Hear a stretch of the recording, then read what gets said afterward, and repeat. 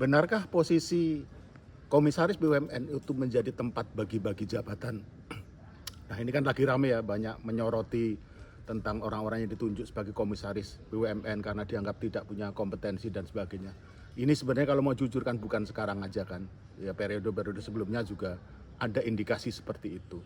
Nah sekarang coba kita bahas, karena belum lama ini ada seorang pejabat yaitu Kepala Badan Komunikasi Pemerintah menyatakan bahwa modal dasar untuk menjadi komisaris BUMN itu cuma dua, yaitu akal sehat dan niat baik. Nah benarkah demikian? Ini sebenarnya statement bisa dianggap bermasalah. Pertama, dari sisi peraturan perundang-undangan, Undang-Undang BUMN menyatakan bahwa syarat untuk menjadi anggota Dewan Komisaris itu bukan cuma itu. Ada dua kompetensi penting yang harus dipenuhi selain ada persyaratan yang lain ya, yaitu pengetahuan tentang manajemen perusahaan, itu yang pertama. Yang kedua adalah pengetahuan tentang bidang usaha yang digeluti oleh perusahaan.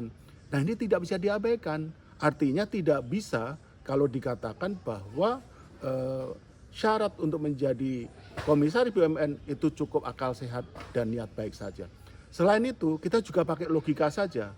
Kalau kita punya perusahaan cukup besar, kemudian kita memerlukan orang yang duduk di posisi komisaris, apakah kita mau yang duduk di komisaris itu hanya orang yang punya niat baik dan akal sehat saja tanpa pengetahuan yang cukup tentang usaha yang kita akan geluti melalui perusahaan kita. Nah, kalau untuk perusahaan kita aja kita nggak mau, harusnya untuk BUMN juga begitu. Lalu kita kepada hal berikutnya, yaitu memang fungsi komisaris apa sih? Fungsi komisaris secara umum adalah menjaga kepentingan pemegang saham.